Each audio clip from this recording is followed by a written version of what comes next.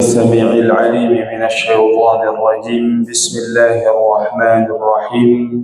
أحييكم بتحية الإسلام. السلام عليكم ورحمة الله وبركاته.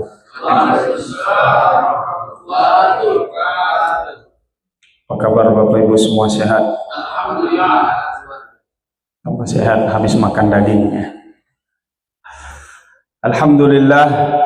Alhamdulillahi Rabbil Alamin wa bihi nasta'inu ala umuri dunya wad din. Wassalatu wassalamu ala ashrafil anbiya'i wal mursalin sayyidina Muhammadin wa ala alihi wa ashabihi wa man tabi'ahum bi ihsanin ila yaumiddin wa ba'd. Rabbi shrah li sadri wa yassir li amri wahlul 'uqdatam min lisani yafqahu qawli. Allahumma inna nas'aluka ilman nafi'a wa 'amalan mutaqabbala wa rizqan wasi'an halalan thayyiban. Allahumma zidna ilman warzuqna fahman. Subhanaka la ilma lana illa ma 'allamtana innaka antal alimul hakim. Ma'asyiral muslimin, Bapak dan Ibu sidang jamaah salat fardu maghrib jamaah Masjid Al-Muhajirin yang dirahmati Allah. Kami hormati para orang tua kami, cerdik pandai tokoh masyarakat, pengurus masjid, imam masjid kita, dan seluruh jamaah yang hadir. Yang mudah-mudahan berkumpulnya kita di masjid ini malam hari ini insyaallah bernilai pahala ibadah di sisi Allah Subhanahu wa taala. Amin ya rabbal alamin.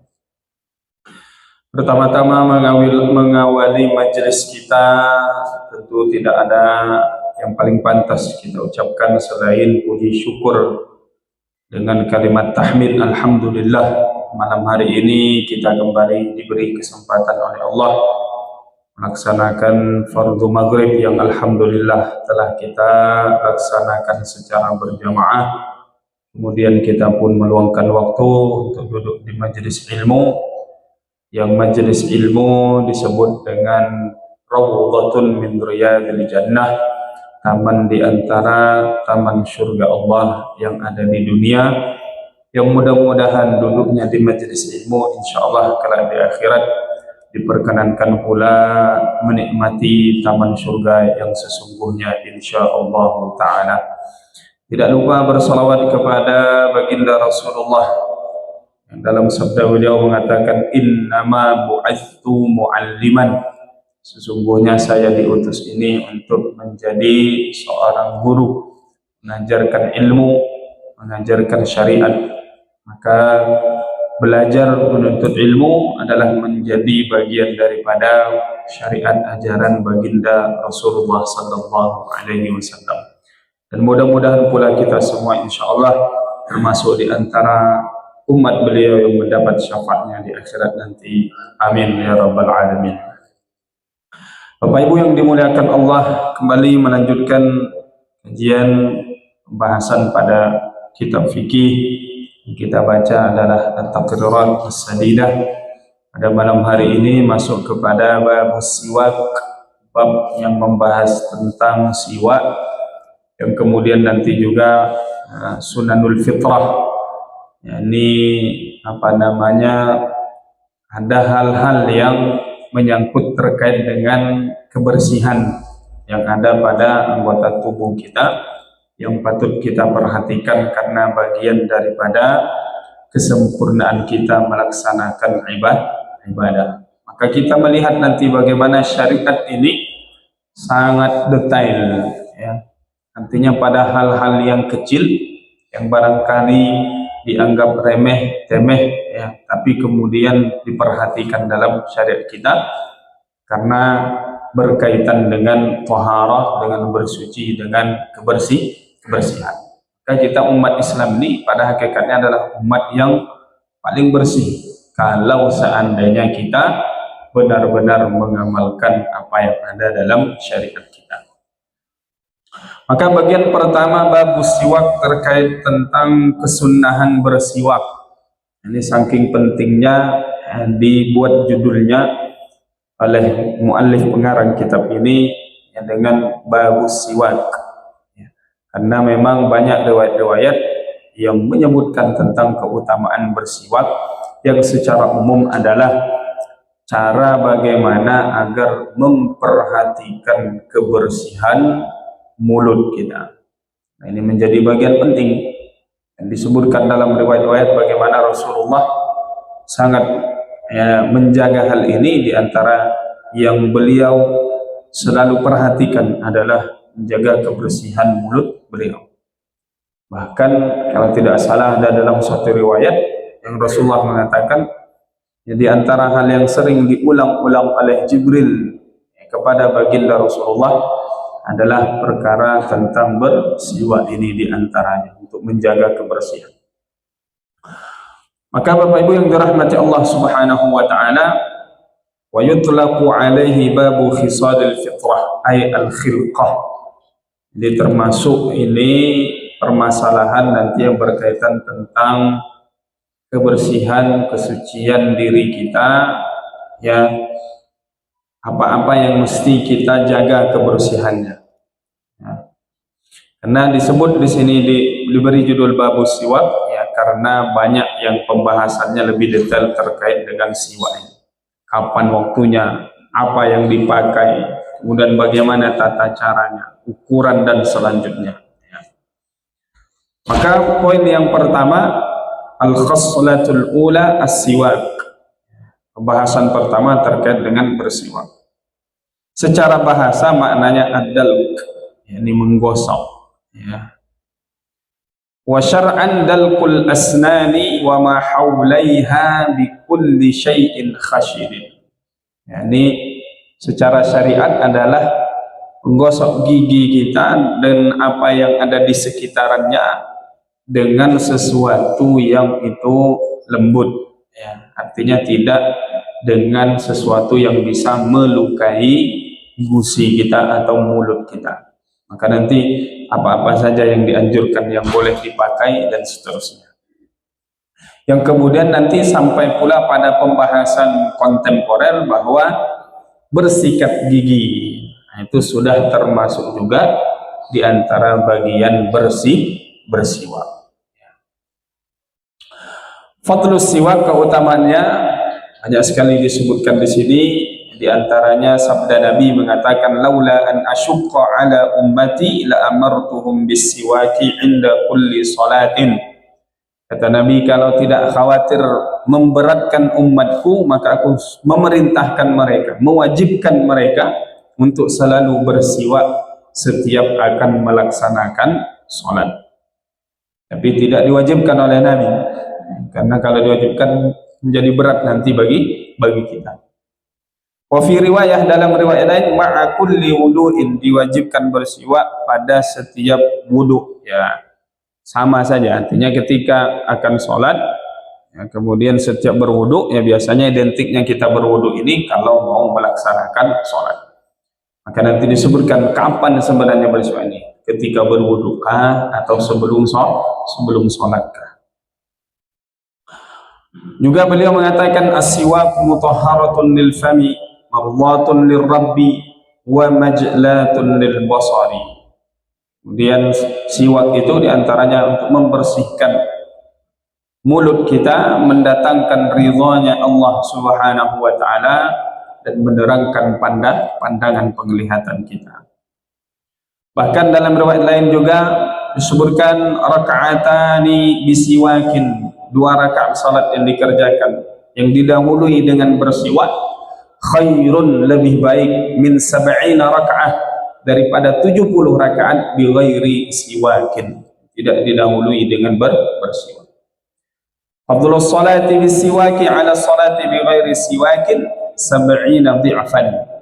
Salat yang dilakukan dengan didahului dengan bersiwak lebih utama, lebih tinggi pahalanya, derajatnya 70 kali lipat dibanding salat yang tidak didahului dengan bersiwak. Manfaatnya, faedahnya banyak sekali, yang disebutkan di sini sampai sekitaran 70 manfaatnya. Maka disebutkan beberapa bagian saja di sini.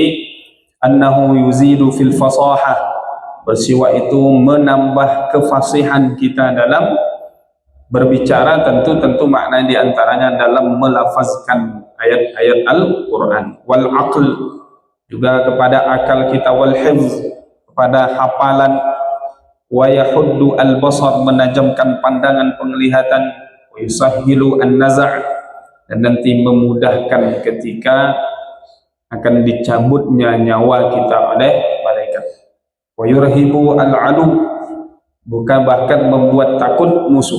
Ini kan ada disebutkan kisahnya bagaimana para sahabat ini ya meninggalkan siwak ini, atau maknanya agak lalai terhadap kesunahan bersiwak ini ketika saat akan berperang. Maka mereka pun mengambil apa saja ranting yang ada dipakai untuk bersiwak. Nah, pada saat itu ada mata-mata dari musuh yang melihat, pulang menyampaikan bahwasanya nampaknya pasukan umat Islam ini sudah sangat geram dengan kita. Mereka menajamkan gigi-gigi mereka, habis kita nanti dilumatnya. Sehingga muncul kekhawatiran terhadap musuh, padahal itu mengamalkan kesunahan daripada bersiwak. Yudha'ifu al-ajr, menambah pahala seperti yang kita sebutkan tadi ya. Wa yubti'u asy-syaib, memperlambat penuaan. Jadi ini bisa berarti kalau ditanya obat awet muda, ini rajin-rajin bersiwak ya. Atau memperlambat tumbuhnya uban, bisa juga ya. Wa yutayyibu raihatal fam, membuat mulut, menjaga aroma mulut ya. Wa yuzilu al-qalha wa sufratil asnan, menghilangkan kotoran yang ada pada gigi, menghilangkan atau menjaga gigi agar tidak berubah warna menjadi kuning ya. Dan begitu banyak lagi ya faedah-faedah yang lain, mendatangkan ridhonya Allah Subhanahu wa ta'ala. Intinya Bapak Ibu yang dirahmati Allah, tidak ada sesuatu yang diajarkan dalam syariat ini kecuali dia akan mendatangkan kebaikan. Meskipun kita tidak mengetahuinya, karena tidak semua hal yang kita kerjakan ini kita mengetahui hikmahnya. Karena memang tugasnya kita begitu, ada anjuran dari syariat, sam'an wa ta'atan, kita mendengar dan kemudian mentaati. Karena kita yakin ya, semua yang datang dari Rasulullah yang itu berupa wahyu dari Allah, yang Allah menciptakan kita, tentu paling tahu apa yang baik dan apa yang tidak baik untuk kita. Kemudian ahkamus siwak, hukum bersiwak ini ada yang disebut wajibun, ada yang kemudian mandubun, ada yang sunnah, ada yang makruh, ada khilaful aula, menyelisihi yang lebih utama, kemudian ada haram. Mana yang wajib? Ya, idza tawaqqafat alaihi izalatu najasatin wa izalatu rihin karihatin li salatil jum'ati wa idza nadharahu. Pertama, dia wajib kalau seandainya dia punya aroma mulut yang tidak baik ya, dan dia akan berangkat melaksanakan salat Jumat, maka dia diwajibkan untuk membersihkan mulutnya. Kenapa? Karena salat Jumat tentu akan banyak berjumpa dengan orang. Jangan sampai salat dia terganggu orang yang ada di sebelahnya. Nah, ini jangankan kita, malaikat pun tak senang. Jadi bagaimana malaikat mau mendekat dengan kita kalau kita tidak menjaganya? Kemudian juga wa idza nadharahu, ya, kalau dia bernazar. Namanya kalau sesuatu itu sudah dinazarkan harus dikerjakan. Berubah dari yang sunnah atau yang mubah kalau sudah dinazarkan menjadi wajib. Kemudian sunnah mandub, ini asalnya, wa huwal aslu fihi, artinya hukum dasar pada siwak ini adalah sunnah ya. Kemudian makruh, ada juga makruh bersiwak kapan? Lis-shaimi ba'da zawal, bagi orang yang berpuasa kalau sudah lewat tengah hari. Dalam mazhab Syafi'i disebutkan seperti itu. Kenapa? Ya, karena nanti ada riwayat yang menyebutkan bahwa aroma mulut orang yang berpuasa kalau sudah lewat tengah hari sampai dia sore, aromanya tidak sedap, tapi itu di sisi Allah Subhanahu wa ta'ala lebih wangi daripada minyak kastur. Artinya jangan dibuang ya. Barangkali kita merasa wah kurang segar mulut nih ya, setelah lewat tengah hari sikat gigi. Nah, maka hukumnya masuk kategori makruh. Kemudian khilaful aula, menyelisihi yang utama, apa maknanya ketika dia bersiwak ya, menggunakan siwaknya milik orang lain ya, illa litabarruki famandubun, kecuali niatnya tabarruk. Biasa anak-anak majelis di Pekanbaru itu ada majelis Baitul Habib. Nah, mereka kalau punya siwak baru, untuk pertama kali dikupas kulitnya, kemudian dilunakkan ujungnya itu, nanti biasanya minta kepada Habib Muhammad yang sahibul majlis untuk kemudian dibuka untuk pertama kalinya sebagai niat bertabarruk, mendapatkan keberkahan. Maka di sini mandub itu dianjurkan.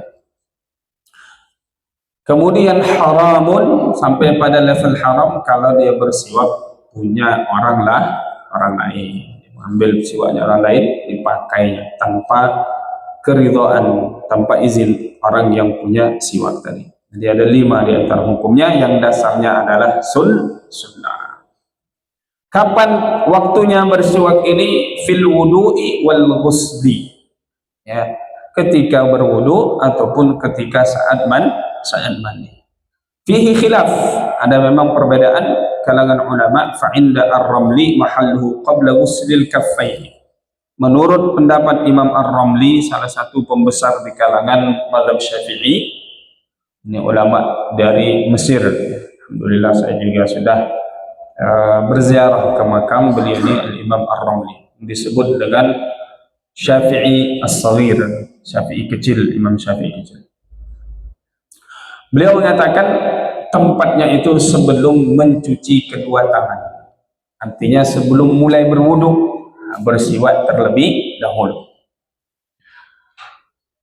Kemudian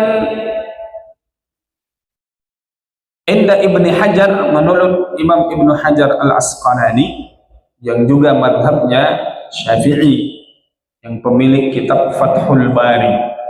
Itu Fathul Bari kalau diukur-ukur ya panjangnya kurang lebih sepanjang meja ini. Ada 14 jilid, ada beberapa jilid tergantung daripada percetakannya. Itu mazhabnya Syafi'i yang menjelaskan hadis-hadis dalam Sahih Al-Bukhari, Al-Imam Ibnu Hajar Al-Asqalani. Jadi banyak kita jumpai ulama tafsir, ya, ulama hadis itu yang condongnya kepada mazhab Syafi'i, karena ada banyak kelebihan daripada mazhab Imam Syafi'i. Apa kata Imam Ibnu Hajar? Mahalluhu ba'da ghuslil kaffaini fala yahtaju ila tilka niyah. Kata beliau, tempatnya itu setelah mencuci kedua tangan, maka tidak butuh niat. Kalau yang tadi, kalau sebelum, kata Imam Ar-Ramli, sebelum mencuci kedua tangan ini, maka dia berniat, itu sebagai kesunnahan daripada wudu. Adapun benda ataupun urutan daripada yang kita pakai bersiwak ini, pertama ayyakuna bi'udil araq. Jadi yang paling utama itu ada namanya dengan ranting araq. Ini yang banyak dijual-jual itulah, ya, ranting yang dipakai untuk bersiwak. Ya, setelah diteliti memang banyak kandungan-kandungan yang ada di dalamnya itu yang bermanfaat untuk kebersihan mulut kita. Sampai dibuatlah, ya, pasta gigi dengan siwak, dilengkapi dengan siwak karena zatnya itu. Thumma jaridun nakhl, kalau tidak ada itu maka dengan pelepah kurma, kemudian ud zaitun, ranting daripada pohon zaitun, kemudian segala sesuatu yang dia punya aroma yang baik, ya, apapun itu. Tsumma baqiyatul a'wad, kemudian dia ranting-ranting apa yang ada. Wa kullu martabatin laha khamsatu maratibil ukhra fal majmu'u 25 martabah fa afdalul maratib. Disebutkan lagi setiap yang 5 ini ada 5 lagi urutannya. Maknanya ketika tadi dengan menggunakan ranting Arab yang seperti apa? Nah, disebutlah yang dia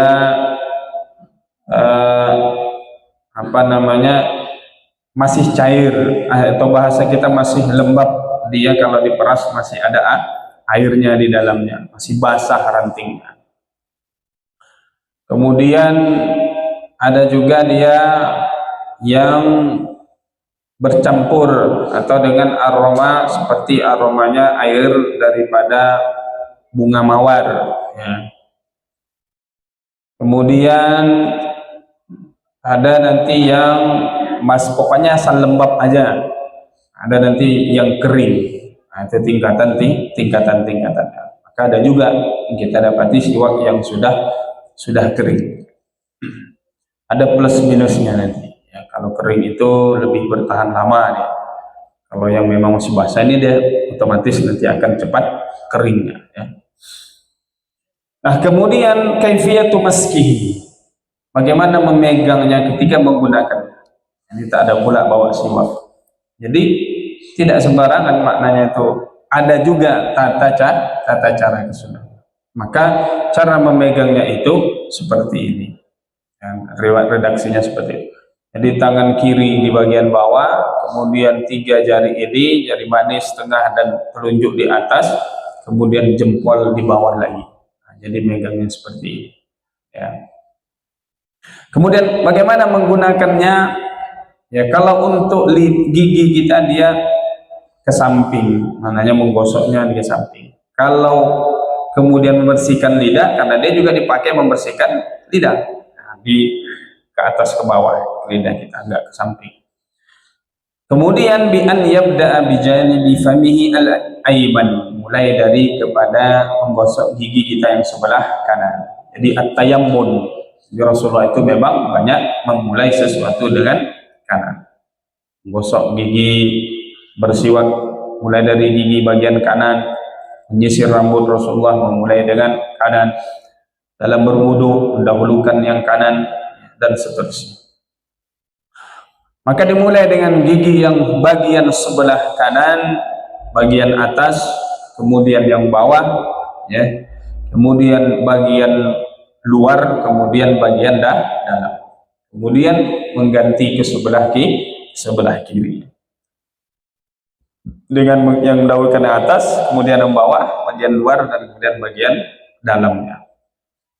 Tuluhu, panjang daripada siwak, ukuran siwak itu alla yazida ala shibrin, jangan lebih daripada sejengkal, ya. Kemudian wala yang kusaan arba'ati asabil, jangan sampai dia lebih pendek daripada ukuran jari seperempatnya, atau ya ini setengah, berarti seperempatnya, jangan lebih pendek dari itu. Susah juga menggunakan. Jadi ukurannya jangan lebih panjang dari sejengkal.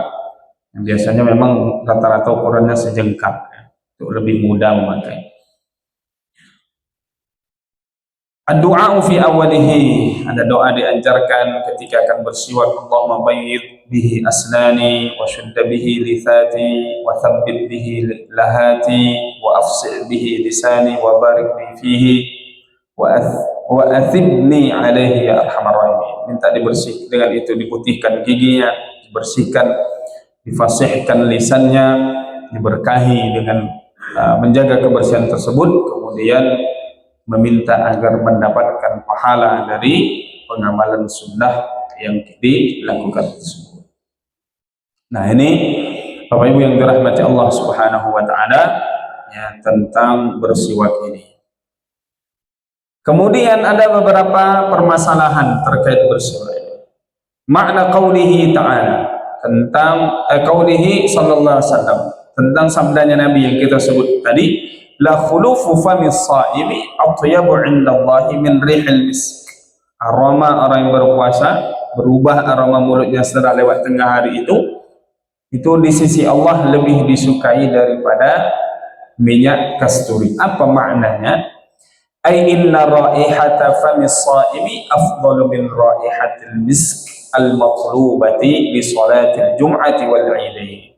Disebutkan di antara maknanya itu, ya kan, kalau secara zahirnya tentu aromanya tetap tidak sedap, Tapi di antara makna yang disebutkan, aroma yang muncul itu karena kita berpuasa itu lebih dicintai oleh Allah daripada memakai minyak kasturi ketika akan melaksanakan sholat Jumat atau ketika akan melaksanakan sholat hari raya. Artinya memakai wangi-wangian itu kan berpahala sunahnya. Nah, maka dengan adanya perubahan pada aroma mulut kita ketika berpuasa setelah lewat tengah hari itu lebih baik pahalanya daripada memakai minyak wangi. Artinya jangan dibuang aroma tersebut. Nah, kalau dibuang berarti hilang daripada pahalanya tadi. Ai min nahiyatil ajr, atau dari sisi mendapatkan pahalanya. Kemudian disebutkan yusannu bal uriqihi 'inda awwal istiyakihi bisiwakin. Jadi sunahkan kalau pertama-tama yang baru itu ketika dipakai ada keluar air daripada siwak tersebut, dianjurkan untuk menelannya, ya. Ada juga berarti mungkin kandungan hal yang bermanfaat ketika dia masih baru pertama kali dipakai. Wala yusannu massuhu, tadi anjurkan untuk mengisapnya. Cukup begitu digigit ada keluar. Dan kita kalau yang nanti yang sudah pernah akan merasakannya tersebut, ya. Karena dia kan dikupas dulu kulitnya sedikit, nah, nampak sudah yang putihnya itu barulah digigit-gigit untuk melunakkannya, sehingga dia nanti seperti, ya, bentuk seperti sikat gigi lah dia, ya. Wa yusannu takhlilu qablahu wa ba'dahu, anjurkan untuk membersihkan setelah dipakai dan sebelum. Karena kalau tidak dibersihkan, ya kuman menumpuk di situ dan juga akan menghasilkan bau yang tidak sedap. Maka di situ tadi kenapa dia dipakainya ketika berwudu, ya karena nanti dia bisa dibersihkan. Kemudian al-istiyaku bil usbu', ya, bersiwak dengan menggunakan telunjuk. Jadi ada nanti di riwayat disebutkan bahwa Sayyidah Aisyah bertanya kepada Nabi, bagaimana orang yang tidak ada giginya, sudah compot semua, sudah ompong, apa bersiwak juga? Kata Nabi, ya, dengan jarinya. Karena tak ada lagi giginya yang mau digosok, maka dibersihkan businya. Maka kita mendapati kadang orang berwudu, dia tak perlu siwak, maka dia dengan telunjuknya atau dengan jarinya dia membersihkan. Yujzi'u idza kanat isbi'u ghairihi al-muttasila al-khashinata bil ittifaq. Kan bisa juga dengan menggunakan, di sini bahkan disebutkan bi isbi'i ghairihi, telunjuk yang lain, orang lainnya. Wa kadzalika yujzi'u 'inda Ibnu Hajar bi isbi'ihi wa isbi'i ghairihi.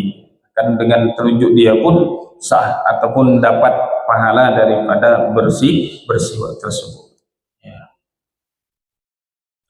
Kemudian, nah ini permasalahan yang pertama, menjaga kebersihan adalah kebersihan mulut dengan bersiwak tadi. Jadi, kalau dalam tinjauan fikih kontemporer juga disebutkan itu tadi, dengan bersikat gigi itu sedikit banyak sudah juga termasuk menjaga kebersihan mulut kita. Kemudian yang selanjutnya sunanul fitrah adalah al-iktihal. Selanjutnya hal yang disunnahkan juga adalah memakai celak, ya. Disunnahkan dan disebutkan memang Nabi kita di antara kebiasaan beliau adalah memakai celak gitu, ya. Nah, celak, ya. Nah, kemudian disebutkan yusannu ayyakuna witran. Celaknya itu dianjurkan ganjil makanya. Sekali atau 3 kali, pokoknya ganjil lah hitungannya. Salasan lil yumna wa salasan lil yusra. 3 kanan, 3 yang kiri. Kullu lailatin kullalaitan inda iradatin naum. Jadi kapan maka celaknya ini? Setiap malam ketika dia akan tidur. Akan banyak faedahnya disebutkan, manfaatnya bisa menjernihkan mata, membersihkan kotoran yang ada di mata kita. Kemudian yakuna bil ismit, jadi disebutkan bahan dasar daripada celak itu ismit namanya. Dia ada semacam jenis batu, dia dihaluskan, ya. Diambillah daripada yang berwarna hitam, ya, atau abu-abu tersebut yang kemudian dipakai. Bahkan disebutkan Nabi punya tempat celak beliau tersebut, ya.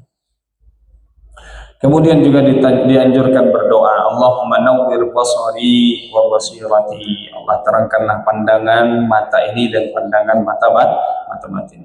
Waj'al sarirati khairan min alaniyati, jadikan apa yang tersembunyi ini yang tidak nampak oleh lain lebih baik daripada apa yang nampak oleh orang lain. Waj'al alaniyati salihah, jadikan apa yang tampak ini adalah perbuatan amal saleh atau kebaikan.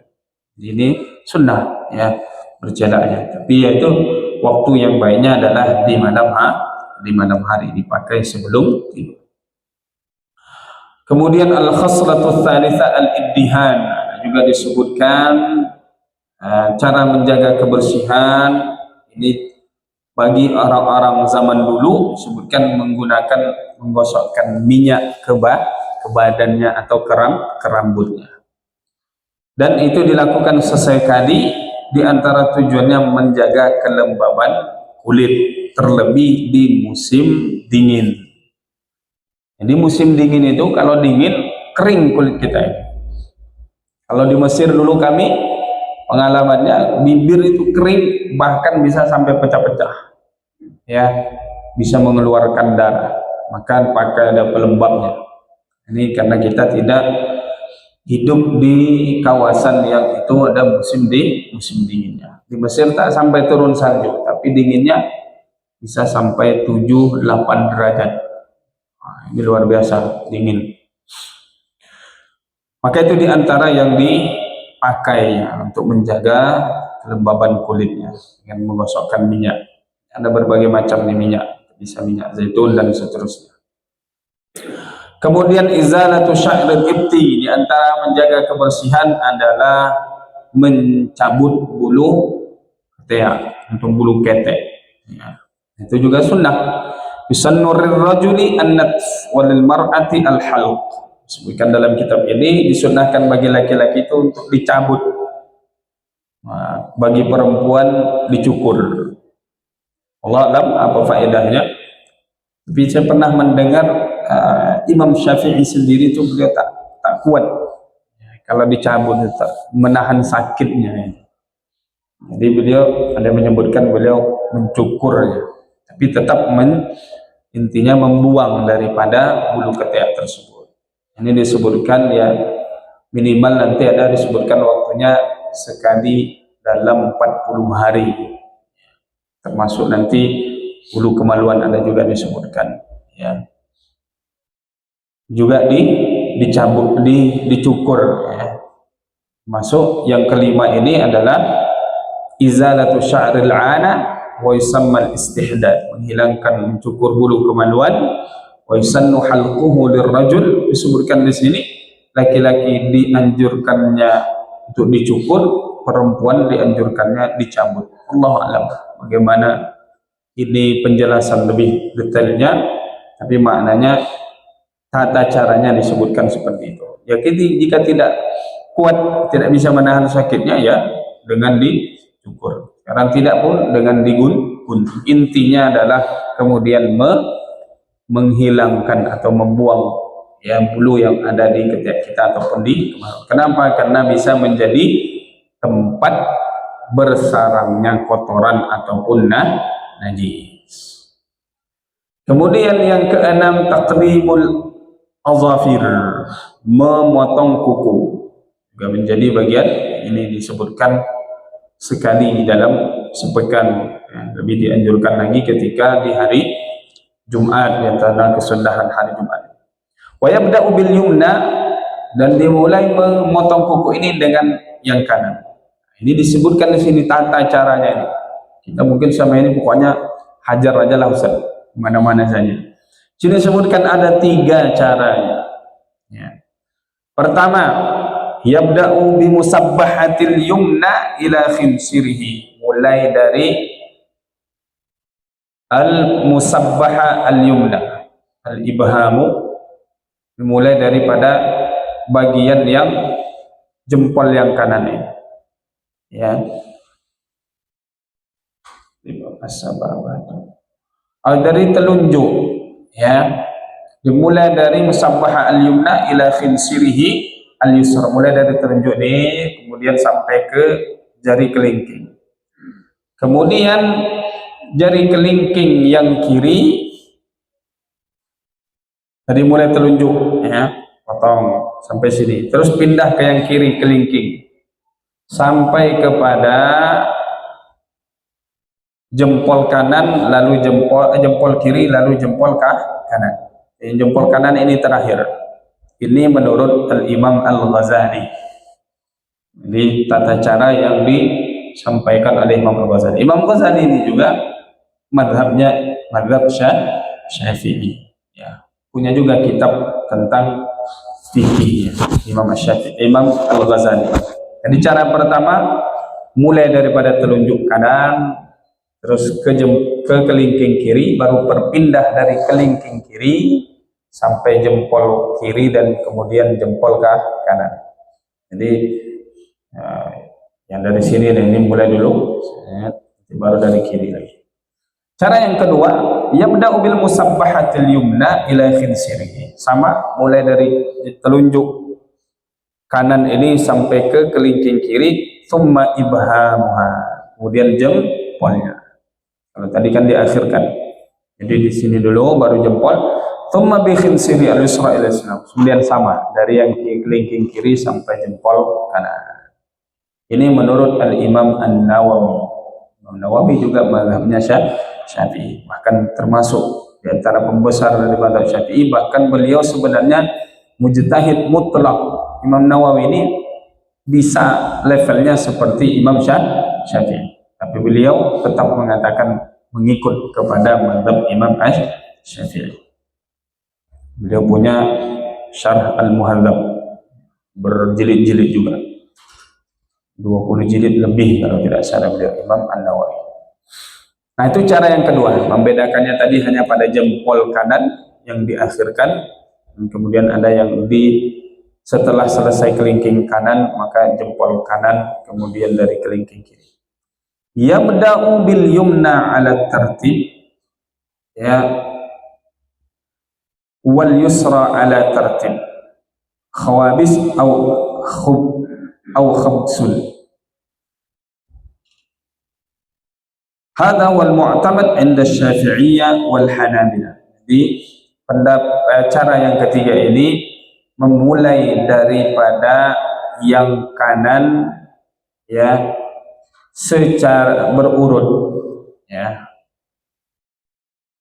dari kelingking kanan ini berurut, kemudian yang kiri juga demikian. Wa hadza kulluhu fi asabi'il yadaini. Nah, ini semua tadi yang disebutkan itu adalah untuk jari-jari di tangan.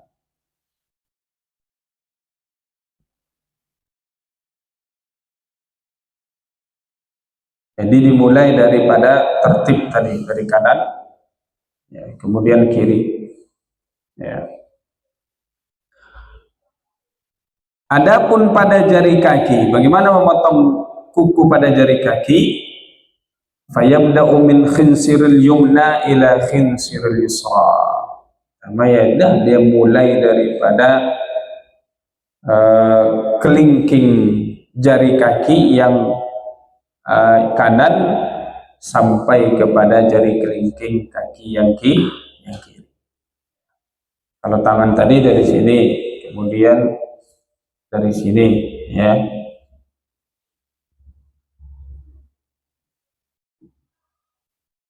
Wa yusannul taqlimu yaumal itsnaini wal khamis.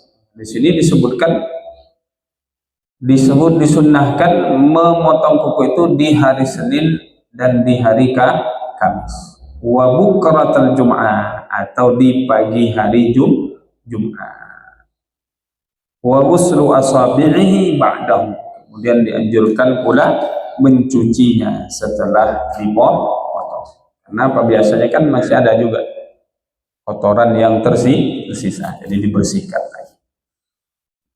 Nah, ini Bapak Ibu yang dirahmati Allah Subhanahu wa taala, ya, terkait bagaimana memotong kuku. Al-khoslatu sabi'ah al-khitan. Selanjutnya bagian yang ketujuh adalah berkhitan.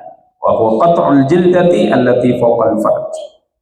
Jadi makna khitan adalah memotong kulit yang ada pada bagian kemaluan. Hukmuhu wajibun lirrajuli wa lilmar'ati al-balighain. Wajib bagi laki-laki dan perempuan yang balik. Tapi nanti di sini ada perbedaan pendapat sendiri dalam mazhab Syafi'i. Ada yang menyebutkan perempuan juga wajib, ada yang menyebutkan perempuan hanya pada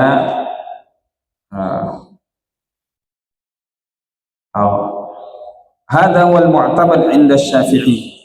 Saya tadi baca salah, baca footnote. Jadi makna yang wajib tadi di sini ataupun wajib bagi laki-laki dan perempuan di sini yang disebutkan dalam mazhab Syafi'i dan Hambali. Ambal indal Hanafiyah wal Maliki fa huwa sunnah fi haqqihima. Yang menyebutkan dalam mazhab lain sunnah. Ya. Da Hanafiyah wal Maliki. Hakal Imam Ar-Rafi'i wajhan syadzan annahu wajibun fi haqqir rajul wa sunnah fi haqqil mar'ah. Yang menyebutkan wajib bagi laki-laki dan sunnah bagi perempuan. Yang kuat yang kita dapati bahwa memang yang wajibnya ada kepada laki-laki. Wa yusannu an yakuna fil yawmis sabi' min yaumi wiladatihi. Dianjurkan dilakukan di hari ketujuh setelah dia lahir. Sekarang sudah mulai. Dulu kita anak laki-laki mengkhitannya nih kadang setelah tamat SD atau sudah besar lah bahasa kita. Nah, sebenarnya lebih dianjurkan lebih awal.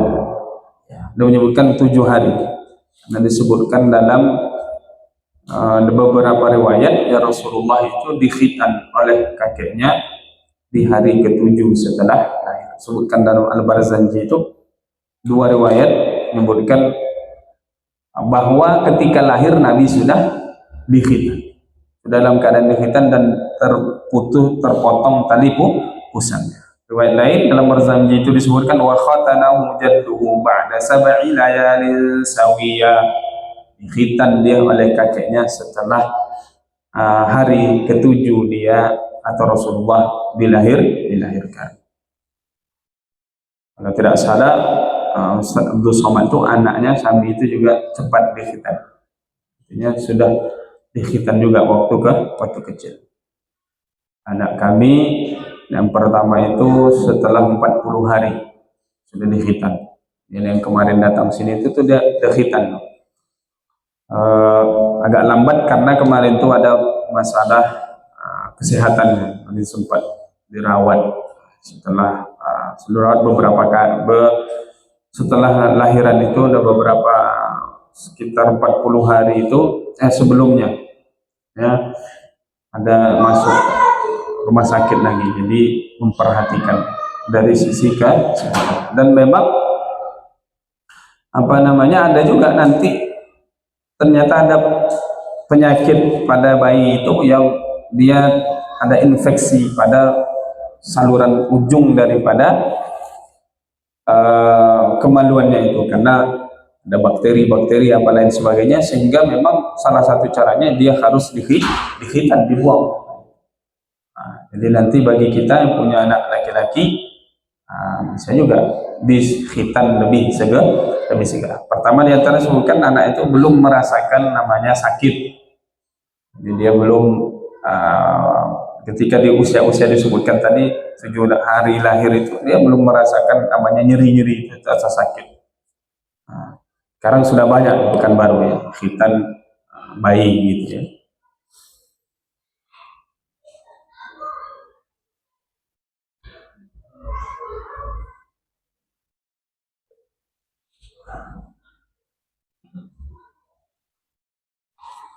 Baik.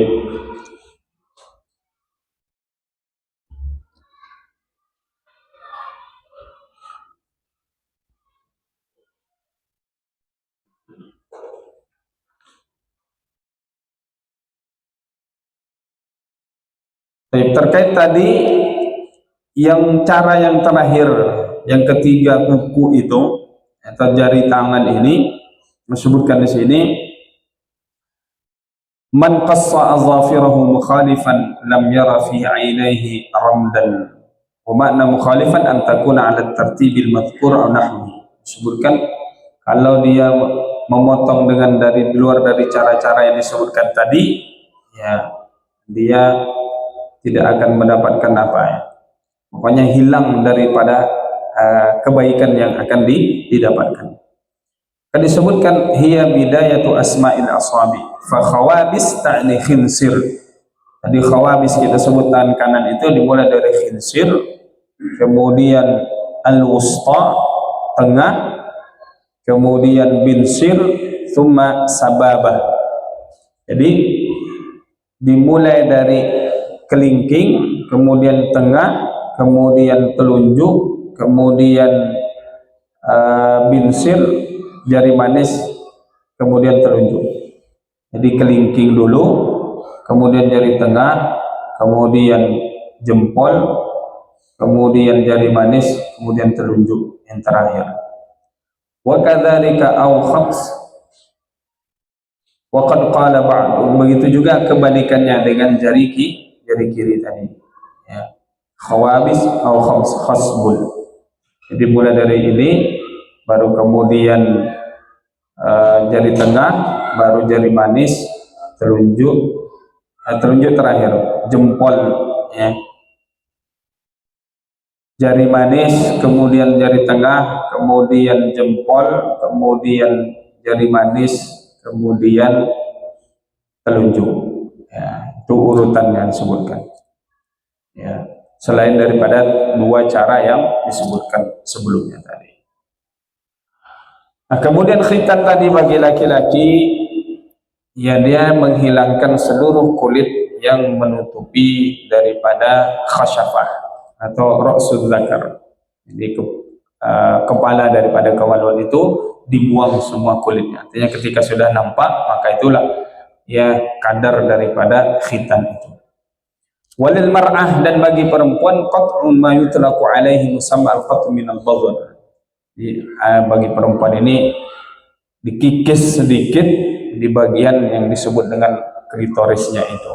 Tapi ini jadi juga pembahasan ulama kontemporer, karena terkait setelah diteliti, nanti kalau tidak dilakukan oleh orang yang ahli justru bisa membahayakan. Karena terlalu banyak dipotong dari perempuan itu bisa dari sisi medisnya bisa hilang daripada apa bahasa kita, libidonya ya. Jadi tak ada dia nanti gairah untuk berhubungan. Maka nanti disebutkan beberapa pandangan-pandangan atau tanggapan-tanggapan para ulama kita terkait ini. Kalaupun dilakukan, maka melakukannya memang orang yang ahli. Dan sampai sembarangan memotong terlalu banyak. Sehingga ya kalau seperti itu nanti perempuan hilang daripada nafsu berhubungannya, tidak merasakan apa namanya ketika berhubung, tak ada keinginannya lagi. Nah, itu berbahaya. Nanti muncul dia suka kepada sesama jenis di luarnya. Baqiyatu khisalil fitrah. Adapun yang lain sisa-sisanya daripada apa namanya sunanul fitrah tadi, qassus syaribi bihaitsu tazharu humratus syafati, dan memotong kumis ya, sehingga nampak bagian merah bibir kita tersebut. Kemudian membersihkan bagian al-barajim, yakni zuhuru qadil asabi. Apa nama kita ini potongan-potongan dari tangan kita yang bagian atasnya nih, apa lipatan-lipatannya ini juga dibersihkan. Kemudian wa yukrahu al-qaza', dimakruhkan qaza'. Apa qaza' itu? Halqu ba'di sya'ri rasi wa tarku ba'dihi, motong sebagian rambut kepala dan meninggalkan sebagian.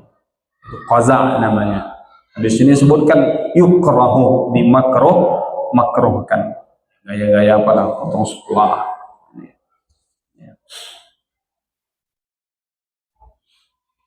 Kemudian wal akhdhu minal anfaqati wal hajib, ya. Kemudian juga di antara ada bunyi pula alarm. Wal akhdhu minal anfaqati wal hajib. Silakan azan dulu, nanti kita lanjut insyaallah.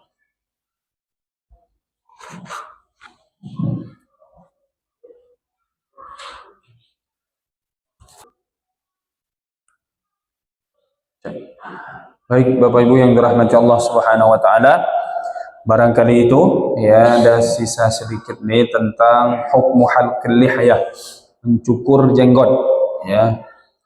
Nassal Imam Asy-Syafi'i fi kitab al-Um ala at-tahrim. Memang dalam kitab al-Um karya Imam Asy-Syafi'i itu beliau menyebutkan haram hukumnya mencukur, ya, jenggot kita ini.